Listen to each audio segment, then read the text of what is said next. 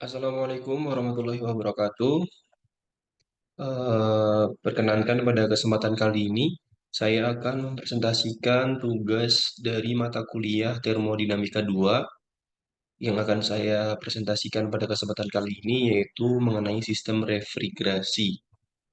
Sebelumnya, perkenalkan saya Oki Kurniawan, mahasiswa S1 Teknik Mesin dari Fakultas Teknik Industri Institut Teknologi Budi Utomo.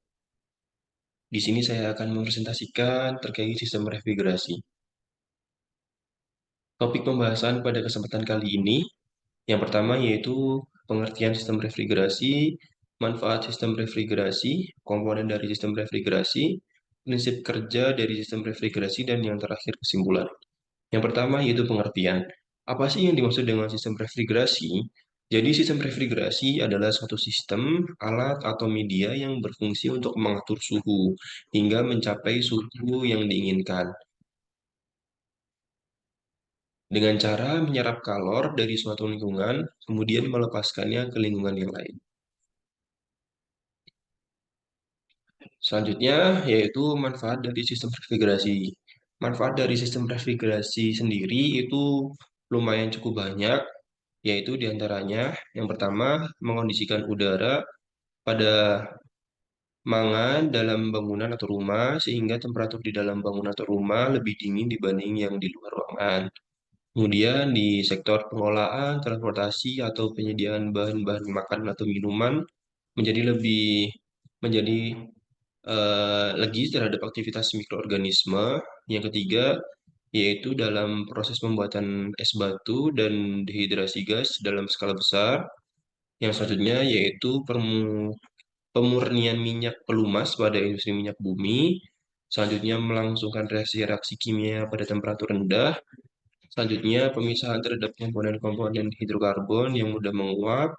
Dan selanjutnya yaitu pencairan gas untuk mendapatkan gas murni seperti O2 atau N2.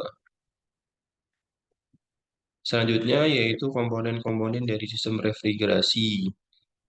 Nah, apa sih aja sih sebenarnya komponen-komponen yang diperlukan dalam proses sistem refrigerasi? Yang pertama yaitu kompresor. Apa itu kompresor? Jadi kompresor adalah alat yang digunakan untuk menghisap udara, menghisap uap refrigeran dan mengkompresikannya sehingga tekanan uap refrigeran naik sampai ke tekanan yang diperlukan untuk pengembunan. Berikut contoh gambar dari alat kompresor.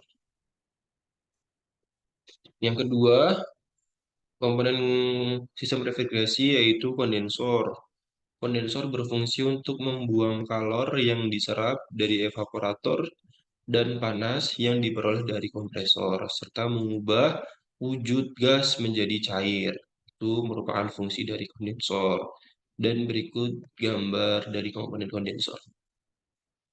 Komponen yang ketiga yaitu katup ekspansi. Katup ekspansi berfungsi untuk apa? Jadi katup ekspansi ini berfungsi untuk mengalirkan dan menurunkan tekanan refrigeran dari kompresor supaya mudah menguap di dalam evaporator. Dan berikut untuk gambar dari katup ekspansi. Komponen yang selanjutnya, yang keempat yaitu evaporator. Apa sih fungsi dari evaporator? Jadi evaporator digunakan untuk menyerap panas dari udara atau air di dalam ruangan yang didinginkan. Kemudian membuang kalor tersebut melalui kondensor di ruang yang tidak diinginkan. Berikut gambar dari evaporator.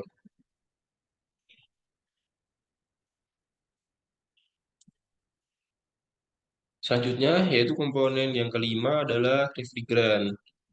Refrigeran ini merupakan media pendingin yang dapat berfungsi untuk menyerap kalor dari lingkungan atau untuk melepas kalor ke lingkungan. Refrigeran berfungsi sebagai media pendingin dengan menyerap kalor dari benda atau bahan lain seperti air atau udara ruangan, sehingga refrigeran tersebut dapat dengan mudah panas, mengubah pasanya dari cair. Berikut gambar dari komponen refrigeran.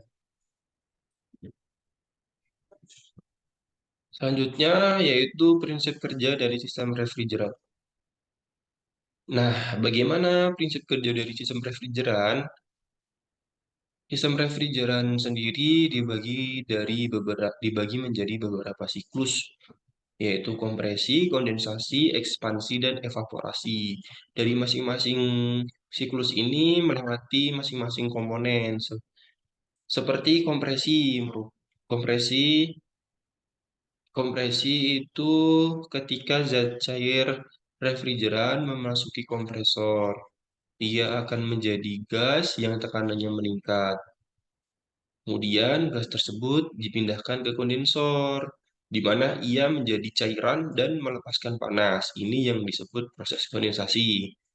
Selain itu, cairan tersebut akan melewati katup ekspansi dan masuk ke evaporator, di mana ia menguap dan menyerap panas dari udara di sekitarnya.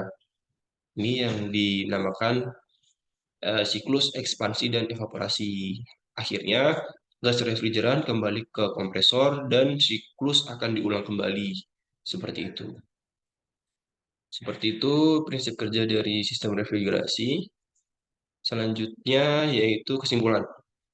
Sistem refrigerasi ini sangat penting dalam kehidupan sehari-hari karena ia dapat membantu menjaga makanan dan minuman agar tetap segar, menghindari pembusukan dan pertumbuhan bakteri.